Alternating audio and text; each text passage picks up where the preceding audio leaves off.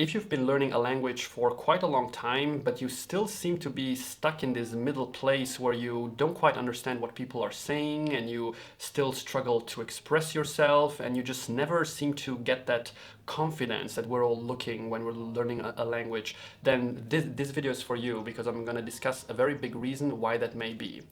But first, if we haven't met yet, my name is Alex. I've been learning more than 10 languages in my life so far, and I make these videos to share my experience and to discuss various ways of how we can learn languages with more ease and fun.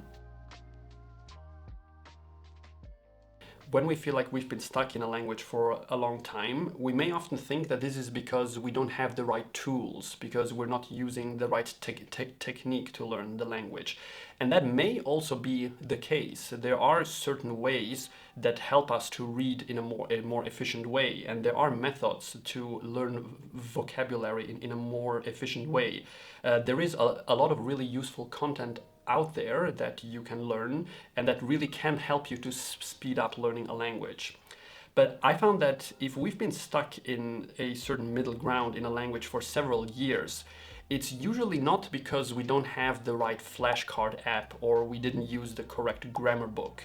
But in that case, the solution is often much simpler, which is that we just have to do more. More reading, more listening, more speaking, more exercises, whatever, just more. And I'm saying that this is a very simple solution because the concept of doing more is simple. It doesn't take much to understand it. What is difficult is to actually implement it in our daily lives. And that's what I'm going to talk about.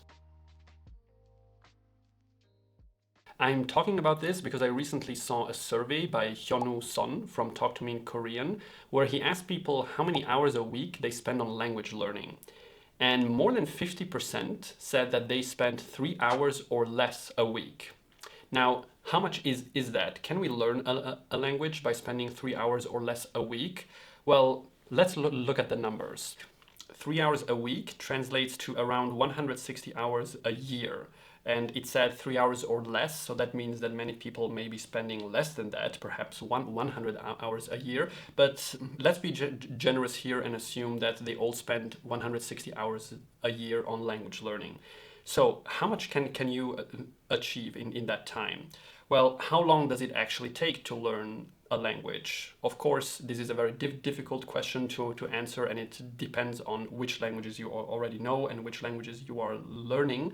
There are some estimates. One widely quoted one is by the US Foreign Service Institute, which estimates that for native English speakers, learning in quote-unquote easy language like Spanish or French would take between 600 and 700 hours of classroom time, while studying a very difficult language like Chinese or Japanese would take more than 2,000 hours. Now, it obviously doesn't mean that you spend 500 hours and you cannot speak the language, and then once you reach 600 hours, you're suddenly fluent. Of course, your progress in the language is gradual, and the estimate is that after around 600 hours, you would have reached a professional knowledge in the language, which would allow you to communicate fairly comfortably. So if we spend 160 hours a year learning a language, then to reach a comfortable level in a language like Spanish or French would take us 4 to 5 years based on these statistics. And if we want to learn a difficult language at this pace, like Chinese or Japanese, that would take us 10, maybe 15 years, which is a really long time. Now, of course, some of you may say, hey, I'm not really looking to become fluent in the language. I only want to dabble a little bit in the language. I just want to get a feeling for what this language sounds like. I'm happy if I can just order something in the restaurant, and that's fine, of course. And obviously, lots of us don't even have so much time to spend on language learning because we're busy with work, we're busy with family, obligations, sports, lots of things.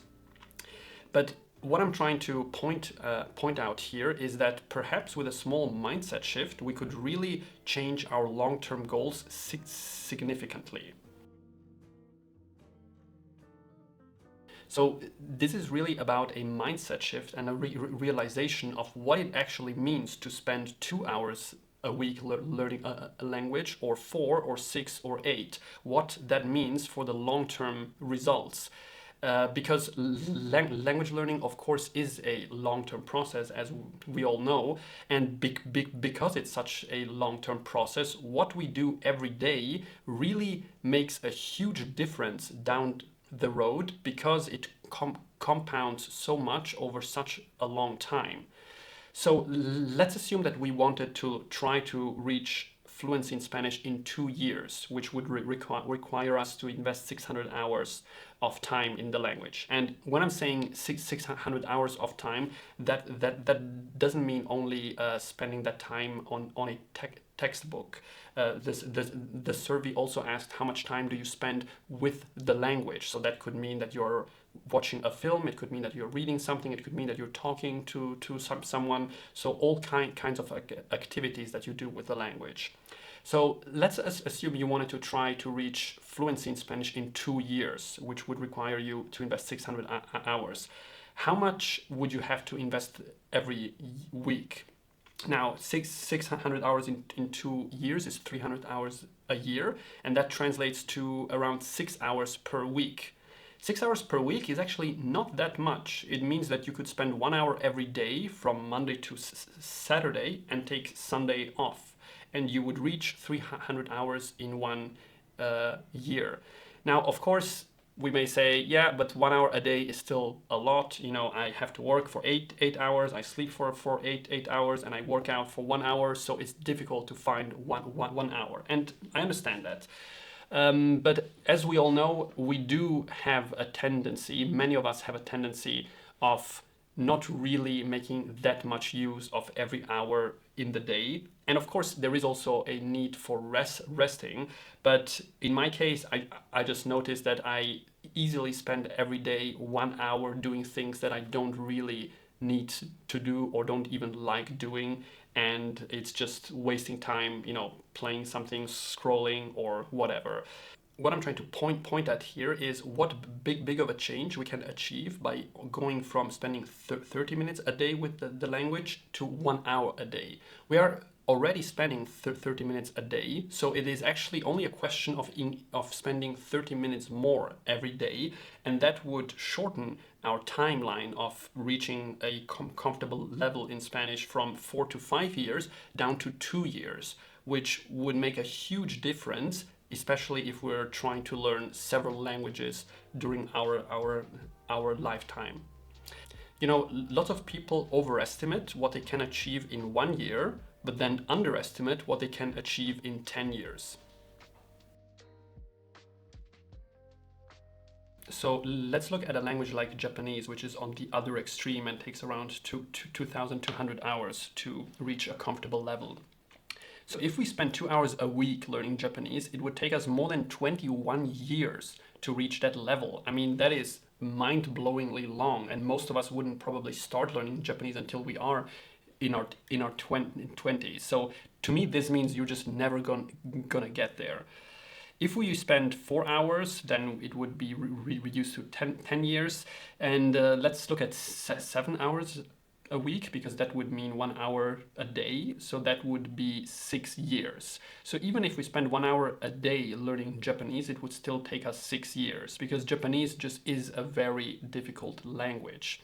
So I guess people who want to learn Japanese and are serious about becoming fluent, they need to calculate that first it will take several years, and second, you really need to spend a lot of time every day and every week.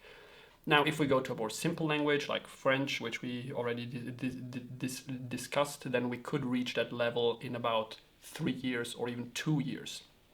And I think that looking at this can give us a really good feeling for how long it takes to learn a language.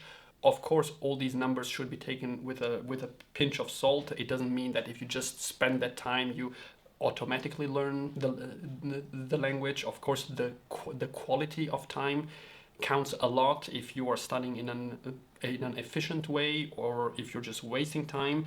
But this is just to give us some rough estimates of what time horizons we're looking at and what levers we can play with in order to make our language journey take 4 years, 6, 8, or 10.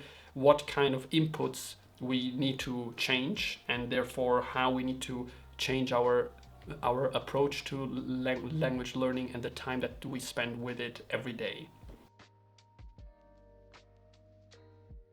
Another issue with spending only so little time on language learning every week is not just that it takes us so much longer to reach fluency, but also that we just remain much more stuck and it's so much more difficult to make progress.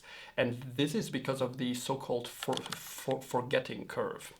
The forgetting curve indicates how we forget new things that we have learned. So, for example, when we learn a language, we come across a word and we forget it within 1 hour, 1 day, 2 days, and so on.